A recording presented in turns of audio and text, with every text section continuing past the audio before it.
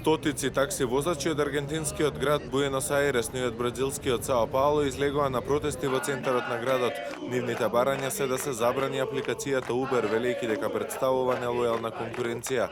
Преку оваа мобилна апликација сите оние кои што имаат свој профил може да си повикаат возило за превоз, а возачот е исто така дел од корисниците кои во тој момент ќе се пријави дека би можел да превезе патници.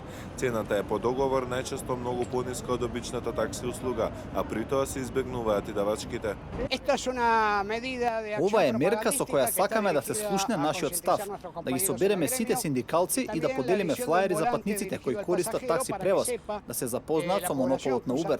Секако, бараме да се солидаризираат. Во знак на поддршка со такси возила на протестот се придружи и аргентинскиот председател Маурицио Макри. Протести се одржуваа и во Сао Пауло, вела дека побарувачката за такси услугите паднала за цели 60%. Испративме предлог до градоначалникот Фернандо Адат и побаравме да ги регулира 2000 возила на Uber во градов. Тој ништо не презеде, а потоа дознавме дека неговиот внук е еден од сопствениците на северноамериканскиот Uber. Сакаме тие возила да бидат законски регулирани.